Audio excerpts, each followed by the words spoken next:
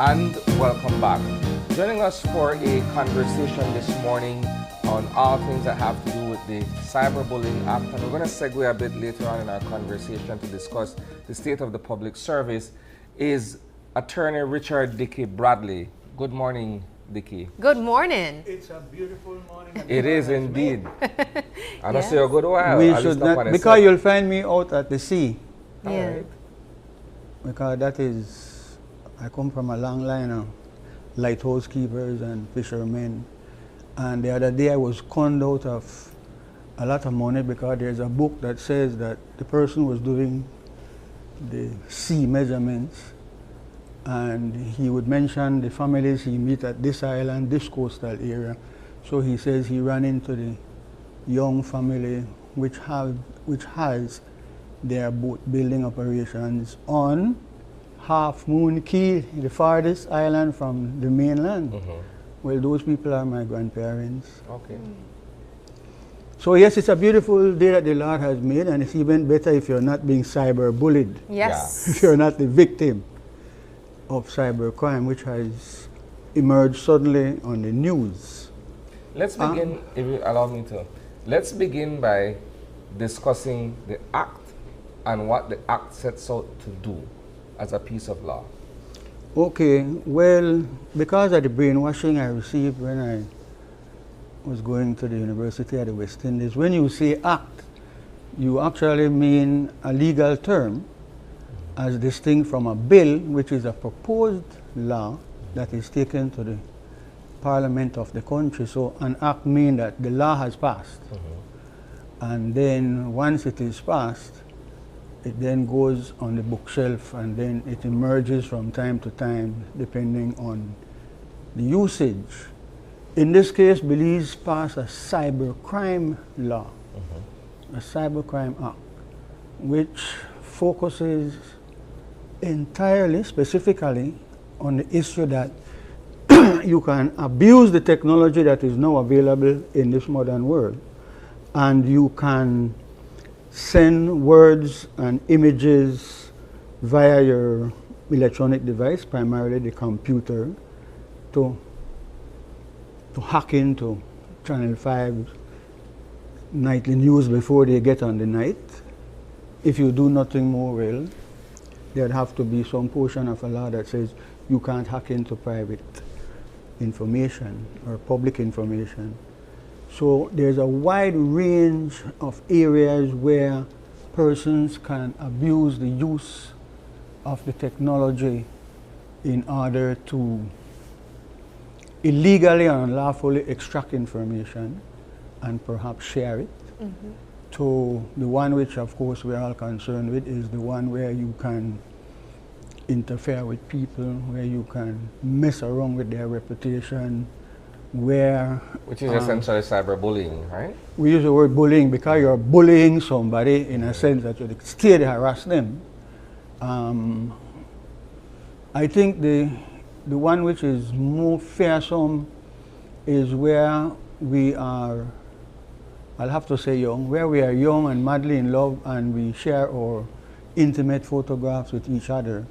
And then because the younger generation, they do not learn, puppy love never lasts. First love might not die, but puppy love no lasts. So when broke up, they come. And it's well, and one partner sees the other partner with a new partner. They are so they feel so betrayed or so annoyed or just vengeful and worthless. Most of 90% of it comes from men. Men are very worthless when it comes to trying to hurt women. Women are more subtle in how they hurt men. But then they want to take the pictures and share it. But this is what I don't understand, right, Dickey? And perhaps we'll both chalk it up to being old school. We'll probably chalk it up to being old school, right? We don't come from a generation where we take pictures of ourselves and share with nobody, right? That's a young people thing. If you look at it now with the advent of digital technology and stuff like that, right? So I had to wrap my mind around this whole idea of young people primarily taking nudes of themselves and sharing it with their partners or whoever they're with. what makes you think that at some point in time that won't be used against you, right? So in this particular scenario, we're saying that armed with those videos or those images, the person takes to social media and posts you up. You never think that may happen ultimately? Or no, because, you know, like both of you sitting on the couch would agree that love is blind. Yeah. That when you're in love, this is why they talk about you fall in love, you actually get yourself in a trouble. So when you're in love and when you get to know somebody and you have your trust in them, you are not thinking at that time. You're blinded? I have had 3 or 4 situations last year alone where I was required to threaten a party, several parties in several different situations, where gay men are in fact cyberbullying their former partners. Or sometimes even their partners, but they fall out and they got a lot of issues, and so they would then pull up these images and then send the guy and say, you know what happened to you, right? Yeah. So they're using it to try... and change the threat is that I will out you by exposing you, right? Yeah. For some who are closeted or whatever their scenario is, right? Yeah. But doing that, how would it be blackmail or extortion or where don't use that word blackmail, like everything about black, so you need to change that let's just say a black cat passed their part. I mean, go ahead. Well, it's a cyber crime. It's a cyber crime. It's a criminal offense under the cybercrime law of the country for you to use the technology to do certain things. Now, the law is so, you know, in one respect it's so beautiful, and the other it's so a little, I don't know what word I would use to describe it. But when you start to get into what the law itself says, then you see how there are some hurdles that has to be surmounted for you to be involved in a cyber crime. We can use the 2 recent incidents that have taken the news, one with a sitting minister of government, the other with a citizen who is, what you would say, vociferous, I don't want to use no funny words, who is... outspoken, very critical. Thank you, very outspoken. So let's look at the one with the female who is outspoken. She had been charged for a cyber crime. The claim, which has fallen through the court system because the complainant, the other party, has not showed up to just defend the allegation that this person harassed me by putting out statements that either this, either that, either this, either that.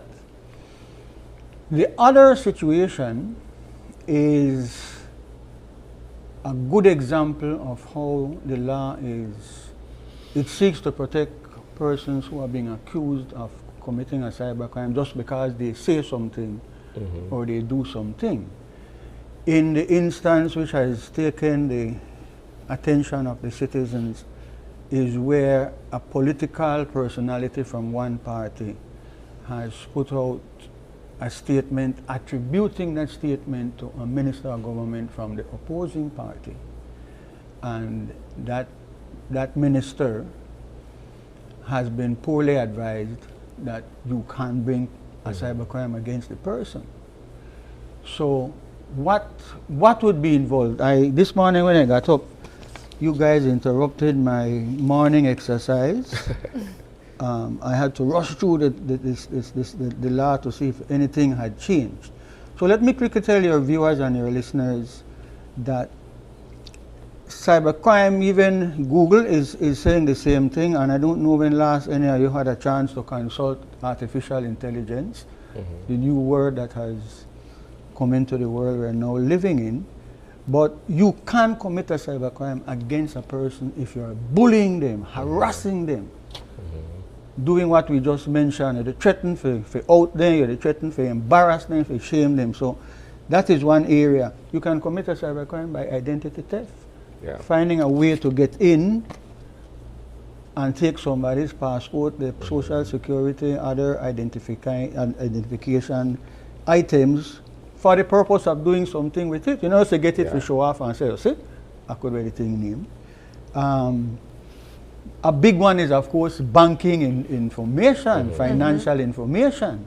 Yeah. Where if you can hack and get into somebody's account and send one transfer into a next account and then send it out to the next account, got then the wallet all over the place while you are spending the money, that clearly would have to be a crime. In terms of, say, getting into, everybody wants to get into the smart stream at the Treasury. They want to see how much money these ministers and public officials are getting out of the taxpayers' funds. So, but to go quickly into the other area of what we just discussed, you commit an offense if you use the computer system to publish, to transmit computer data that is obscene, vulgar, profane, lewd, lascivious, or indecent, with the intent. That is always a big portion of the law. A person can do something, but he has no intent to commit a crime. Although ignorance of the law is no excuse, there are two factors that is always present in any criminal matter. You had the intention to do the thing, and you actually did the thing. So, because I can want to kill somebody as much as I want, but I don't kill them. yeah. Let's take a look at the case, including Minister Mira. He was heavily criticized by the opposition, as we mentioned earlier, but a lot of people also feel that he perhaps maybe was just a little bit too sensitive, where it's expected that your opposition will critique you and the actions that you make. Some called it satire, what was done in terms of the social media post by Mr. August, but Mr. Mira felt that he was cyberbullied. What does the law say about that? The law, public officials are criticized by the opposition. Okay, if Marlene was here, she would scold me for saying to you what one of the greatest writers in the English language has said about the law. Charles Dickens is credited with saying, I can't say the word, right? But he said the law is an ASS. So always bear that in mind with the law. There's nothing sacred about the law. Moses didn't come down off a mountain with the law in his hand. He had specific laws, which we even question today. This is what the law says. You commit an offense if you transmit any computer data, but it has to be obscene, lewd, lascivious, indecent, profane, vulgar, with the intent to humiliate, harass, or cause substantial emotional distress. That is the intention for you to put out your satire, your parody, whatever it is. Also, if you cause the other person to be subjected to public ridicule, contempt, hatred, or embarrassment, or you repeatedly send to another person these type of messages. So what the law is saying, first of all, whatever it is you put out, it have to be indecent and lewd and naked pictures or sexual positions, whatever it is. It has to first cross that hurdle. The second hurdle is it has to be that you're doing it with the intent to do either this or that. Now, first of all, that post, if I can just go by your news, that one party in Cayo, there's some misguided person that said no call no name. I don't know, it's before your time, no? That was famously you. No call no name, Carla. Go ahead. Oh, you This is the post on screen. Oh, you're cyberbullying the people there. You have their actual images, Yes. but you don't have the intent to do anything. So you will see that what one person is doing is he published on this media matter, he published that the minister has said the following. From a previous interview that was done. So the minister did not say those things. The minister said not nothing. Not relative to this particular Thank you. case. Not specifically to that. The minister made no statement about the unfortunate killing of a beloved doctor. He didn't say anything. He made that statement months ago about two black persons who were engaged in some criminal activity, serious criminal activity, but not from Belmont. and he made the statement. So they are taking that same statement And applying and it. putting it to up this. like if he, like, you know, so, but that does not meet the beginning threshold of what the law is saying. And you have used the words that the person who is making the allegation, the minister who is making the allegation that I have been cyberbullied, he will look bad if he goes to court. He needs to take some quick advice from his political constituents committee, and he can tell the nation, I have no time for wasting that kind of nonsense there. I have bigger fish to fry right now. Especially I need to go through the vegetables and the meats and so on. So I don't have time for that. And he'll get himself out of embarrassment because you go to court and lose, that is forever on your record. Yeah? So that is a classic example of how we cannot allow our sensitivity to allow us to grab onto the long haul, cyberbullying. I'll say this quickly, Dickie. We're at a time and an era where politicians are super thin-skinned, man. I remember back in the days when you offer yourself politics. I was cajoled into going to you have to grow a thick enough skin like a hippopotamus or an elephant where you could take the criticism and the abuse. And I'm not saying it's right or wrong. I'm simply saying that in many instances that are part for the course, not part of politics. It comes with the territory. Exactly. It comes with the territory. So in fact, it not only applies to just politicians, because apparently the people who voluntarily, which was not the same situation in my case, but the people who voluntarily go into politics, they have rhinoceros skin. How are they say? Especially if they go in with the intention to try and enrich themselves and so on and so forth. But it's not only politicians. I mean, you all as journalists, the people who have to gather the news, even the people who read the news, and they say, where do so she and say, where she and say and things like that for because so and so. Next thing you know, they want to text you and tell you things about yourself.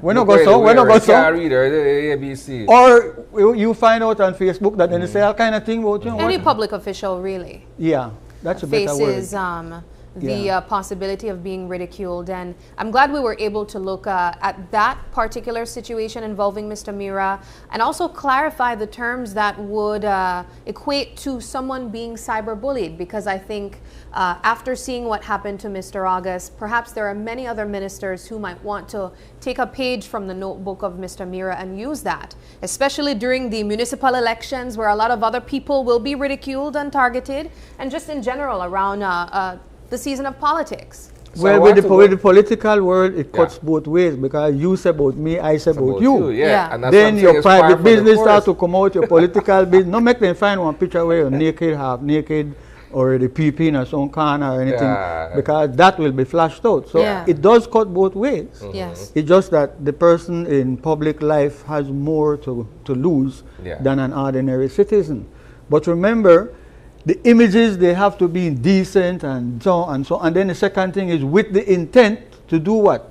To embarrass that person, to hold him up to public ridicule, to make him look fool. To make him, and most of them are fools, so you're not really breaking any rule. I want to go to another scenario, another one that recently played out in the lower courts as well, right? Where you have an officer who was critical of the former commissioner of police, right? And the officer took to social media and said certain things. The former commissioner felt, either that he was being bullied or he was being disrespected openly by his subordinate, and decided, okay, well, I will use this piece of law and carry the court against that. And the court ended up ruling in the favor of the person who was on social media being critical of his former boss, so to speak. Who's also the commissioner of police. Yeah. So if I criticize you based on the job you do or the lack of doing. Yeah. But we need to be very careful, right? The Constitution, which is the supreme law, bigger than any cyberbullying law, any law, guarantees, in fact, to you guys, especially, it guarantees freedom of expression. Yep. The terminology in the Constitution then goes on to explain what it is that it guarantees. It guarantees your right to gather information. It guarantees your right to disseminate the information. So you all are doubly protected. We are all protected by freedom of expression. The one thing we can't do is, of course, to defame somebody's character. We can't say things which are untrue.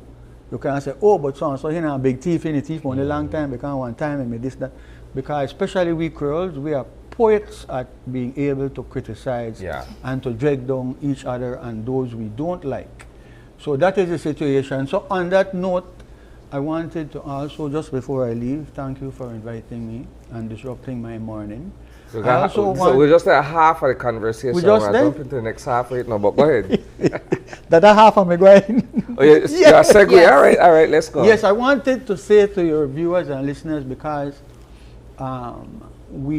so much thing that happen in the society that we don't have time to catch your breath. We go from one thing to the next to the next. 100 miles an hour. The killing of the doctor in Belmopan, nowhere off yet. Bomb Saturday morning, unprecedented.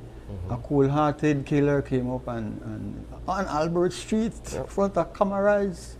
But they're watching these crime things, so they know when you put on a motorcycle helmet, you can't make me out. Yeah. So we'll have to probably use AI to take off the helmet.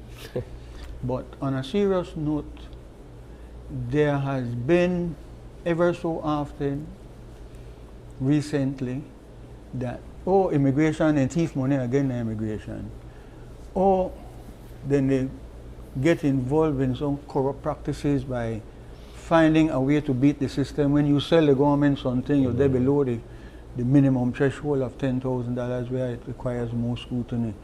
Or they just swore in an integrity commission which is supposed to assist public officials to show that when I come in, this is my money where I have. Declare your assets. Show your assets, right? Which is another thing. We don't see nothing in the Gazette about these hundreds of people who are sitting in public places. You have to give kudos. You have to give kudos to Julius Espat, though. Why, I don't know. I think a monetary award would be more appreciated, no? He religiously. Well, he has locked off on the mornings. I ask anybody why when I come out, because as I said, in the mornings I happen to skip and exercise and so, but he has locked off Monday mornings. If you guys had asked me to come in yesterday morning, I tell you, but everybody they watch Jules. No, Julius Espat, not Jules. No, I talk about the real Jules. Talk about the next one. So let me say this.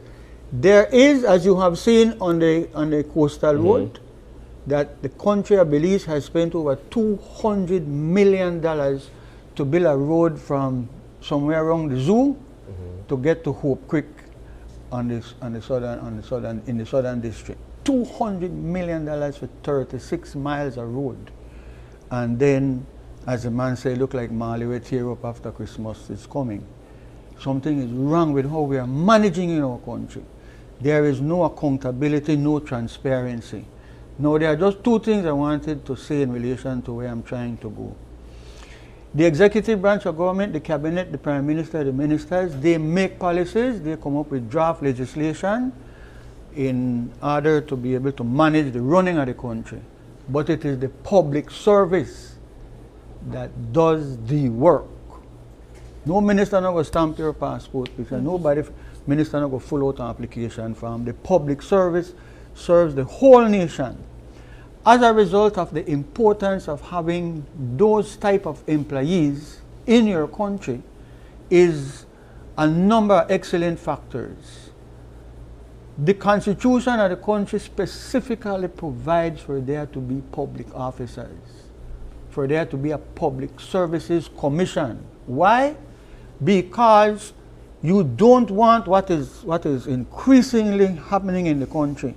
You do not want politicians, you do not want people with influences be employing their family, their friends, their party supporters, because what you're doing is you are party politicizing an area of your nation that requires persons who are professional, they're impartial. And the highest integrity. And integrity is crucial because lack of integrity means, okay, can I tell you very quickly that the British, the people who we call the British, the makeup of the Scotland, Wales, Ireland, England, the British had a more extensive empire than any other nation.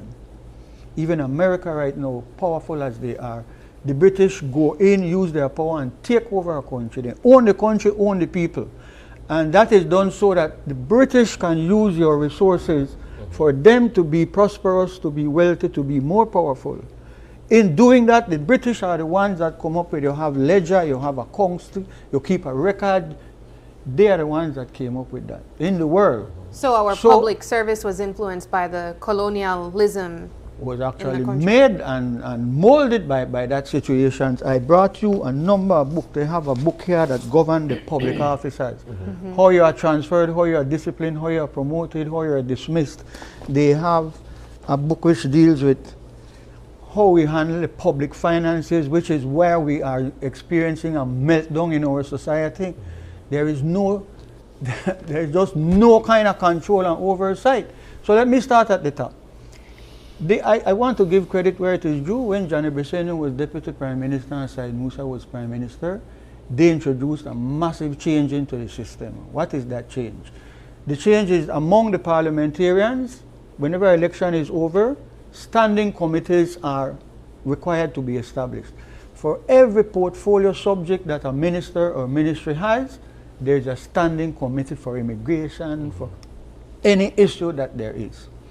Okay, the monies of the nation, which has grown from a handful of millions into surpassing $1.5 billion, that system has just, it's not totally collapsed. Let's be fair to the public officers. There are many good, decent public officers, but you know at customs, the racketeering is ingrained. You no longer as you have people who want passport to get into America and change their all right, you know the British run the world on this basis. If you are in a country which I control and has taken over and I want your lagoon, your alligator skins, your this, your that and so, anywhere you are handling my resources and my money, you will find a way to steal it. Yeah. Because it is human nature. Even the people who bring cocaine into the country, they try hard enough to mess with them on cocaine. Because that is human nature. That you are if you can steal, you're going to steal. If you go hustle, you're going to hustle. So the system must be built that you are always monitoring, cross-checking, double-checking when you're handling the government money. Shucks, during my lifetime, Evan X. Hyde was able to get the former Minister of Sports at the time to fight the system. He succeeded, and they put into effect a National Sports Council, to be made up of people who love sports and want to manage sports. It's been turned into another government bureaucracy. They stole $1 million, ladies and gentlemen, man. They stole $1 million from a tiny unit. And everywhere you look, you see people living. Custom officers are building 3-4 apartment buildings, 4-5 SUVs parked in it. It's just crazy the way how we are mismanaging our nation. And all the rules and all the requirements. That's the thing. So we're aware that this is happening, right? Certain bodies are tasked with investigating it and perhaps prosecuting it. But by and large, Belizeans just sit by and watch the whole thing happen, and we take to Facebook and have a lot to say and don't do anything meaningful to address it. What you say is what the normal citizens, they say more and more. But you know what I learned from reading the Bible? Sinner that I am, I confess that I'm a sinner. You know what I read is that, especially Jesus is also a man who came into the world. You don't blame the sheep. The shepherd has the duty and the responsibility. If you say, Dad, I want to be a shepherd and look after the sheep and the goat, you're responsible for those sheep. You don't go blame the sheep because one of them will fall along in a hole and so on and so on. So we can't blame our people. Our people, especially the Creole population, are struggling just to survive. They don't know where food they come from tomorrow, my boy. So you can't blame the people, but it is those of us who know better, who have a higher education, who are in the status of being, as Americans would say, you all are influencers. You all have to make a list of the issues that really count. We can't allow the nation of Belize to fall down like this. We have certain everywhere where they can even just to go in our area, the jungle, if you cut log, they want big hustle. Everything is a hustle. For a doctor to tell you, you know what, it better you have a C-section Rotted, you don't need no C-section, and nothing wrong with bringing the baby into the world. Everything is a hustle. You see where the opposition is talking about NHI, that's going to be a massive headache for any government, because how do you stop persons from saying you need to, and you go and get a prescription, you go on, it's like, we need to just, we need to pause and then do reset and start all over. Because you all are so young and I'm a little older than both of you, I want to tell you that when Belize was trying to get its independence, we couldn't get it. Jamaica 1962, Trinidad 62, Guyana, the Mau, the Kikuku tribe who fought against the British and were treated the way the murderous Israelis treat the Palestinians. All these people were getting their independence after the Second World War, when our eyes became more open that nobody can run my country and run me and tell me what to do. And me if you do that. We couldn't, because Guatemala said they'll come and take the country the minute we get independence. So it delayed our independence. So this talk about independence, and we're independence, and when independence will come prosperity, and we did not prepare ourselves to what we will do when we take charge. And so everywhere you look in our country, the citizens take the view that you're saying to me. Yeah. They look and say that, but this is a normal thing, this is where they go on. The minister then hustle, what else is new? No man will wreck up a country.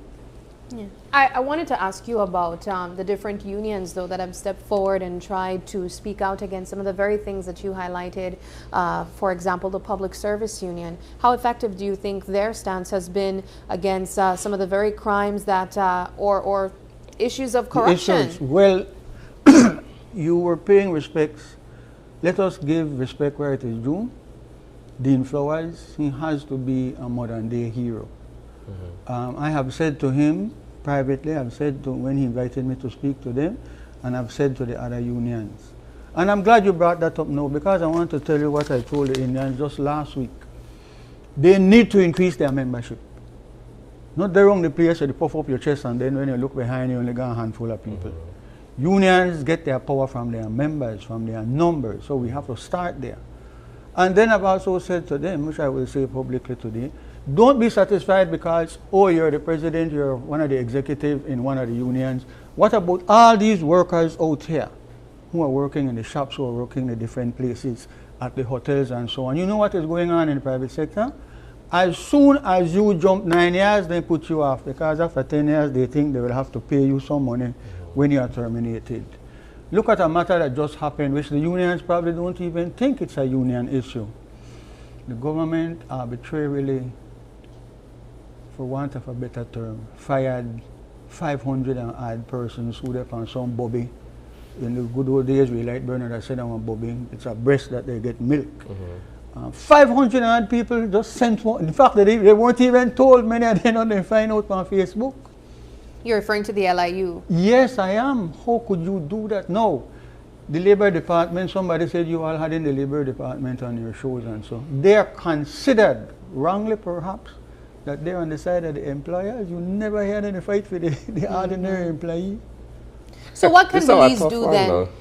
What more can Belize do? We've been talking about UNCAC and how that could hold political figures accountable. How realistic do you see us implementing UNCAC into our laws? The politicians from both parties clearly don't want it. It's just like redistricting. If you corner them with a mic, they talk, but they don't want redistricting. They don't want nothing to hold them accountable. They want to put in place. Can I tell you this quickly? You see this matter that violent crime is now a part of our reality as a young society. When last anybody ever asked who in power, who are involved, who are responsible, how much new CIB have you recruited and trained? How many more crime investigators we have put in the society? None. Where are the bright minds that can sit down and work out things? Understand? So the problem is we have a possible solution to what we're talking. It is clear to me, as it is to both of you, because of the nature of your job, that the system is not going to change itself. We will not get any betterment from the two political parties. It just can't come from that road because they are not committed the way they should be to betterment. So it's only the unions and it's only the media that the people of Belize have to deal with the problems that are now becoming like a cancer.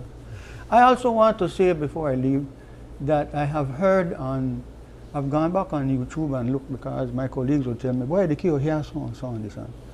This problem that persons who have land in the Maya land are taking to the media to promote their one-sided view of what is happening. I entirely understand where they are coming from. They have land which the world has changed on them.